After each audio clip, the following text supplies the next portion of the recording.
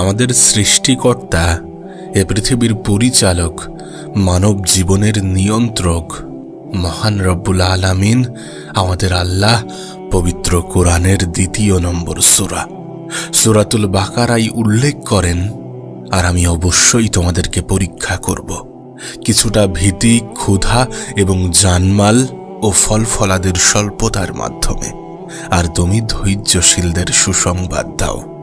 আমাদের রব এই আয়াতটিতে খুব গুরুত্ব সহকারে, খুব জোর দিয়ে বলেছেন যে তিনি অবশ্যই আমাদেরকে পরীক্ষা করবেন।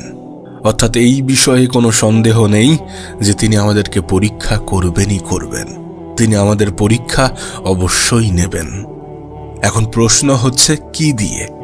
এই লিস্টের একদম সর্বপ্রথমে রয়েছে ভয়। হ্যাঁ, ভয়। এখন প্রশ্ন তোমার মনে আসতেই পারে যে ভয় দিয়ে কিভাবে পরীক্ষা করবেন। একটা উদাহরণ তোমাকে দিই। যেমন ধরো, তুমি তোমার রিজিক নিয়ে চিন্তিত, তুমি তোমার ইনকাম নিয়ে চিন্তিত, তুমি তোমার বিয়ে নিয়ে চিন্তিত, তুমি তোমার পরিবারের নিশ্চয়তা নিয়ে চিন্তিত, নিরাপত্তা নিয়ে চিন্তিত, তুমি তোমার অসুস্থতা নিয়ে চিন্তিত, তোমার জমি জমা নিয়ে চিন্তিত, তোমার খাদ্যের যোগান নিয়ে চিন্তিত। এই ধরনের বিভিন্ন বিষয় নিয়ে আপনি চিন্তিত, আপনি দিশেহারা, আপনি উদ্বিগ্ন। বিশ্বাস করুন, এগুলোর সবই আপনার ঈমানি পরীক্ষার অংশ।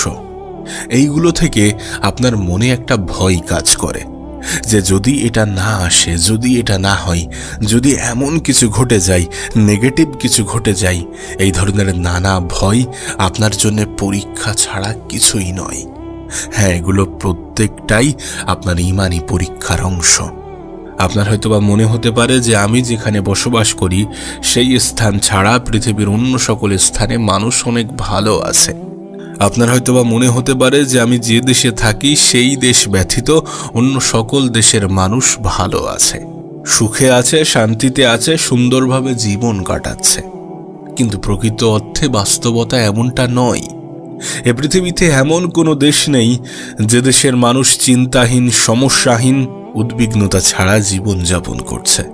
যদি আপনি একটু খেয়াল করেন, যদি একটু নোটিশ করেন, তাহলে দেখবেন পৃথিবীর সবথেকে উন্নত দেশগুলোই সবথেকে ভয়ঙ্কর চ্যালেঞ্জগুলির মুখোমুখি হয়ে থাকে।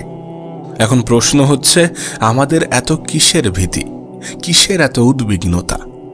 যদি কোনো ম্যাচিওর, যদি কোনো প্রাপ্তবয়স্ক মানুষকে জিজ্ঞাসা করা হয়, ব্যক্তিকে জিজ্ঞাসা করা হয় যে আপনি কি নিয়ে এত চিন্তিত থাকেন, কি নিয়ে এত উদ্বিগ্ন থাকেন, দেখা যাবে সেই ব্যক্তি একটা বিশাল লিস্ট তৈরি করে ফেলেছে নিজের উদ্বিগ্নতা, দুশ্চিন্তা, মন খারাপ, টেনশন, দুঃখ, হতাশা নিয়ে।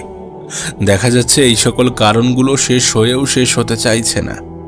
এরপর সেই ব্যক্তিটিকেই যদি আবার প্রশ্ন করা হয় যে আপনি কতদিন যাবৎ এই ধরনের চিন্তা, এই ধরনের উদ্বিগ্নতা নিয়ে ভুগছেন, আমি নিশ্চিত ব্যক্তিটি হয়তোবা বলবেন যে এই তো 20 থেকে 30 বছর হলো। আচ্ছা, যদি প্রশ্নটা আপনাকে করি, যদি আপনাকে জিজ্ঞাসা করি যে আপনি কতদিন যাবৎ এই ধরনের সমস্যায় ভুগছেন, কতদিন যাবৎ দুশ্চিন্তা, মন খারাপ, উদ্বিগ্নতা, এই ধরনের সমস্যা নিয়ে ভুগছেন, তাহলে আপনার উত্তর কি হবে?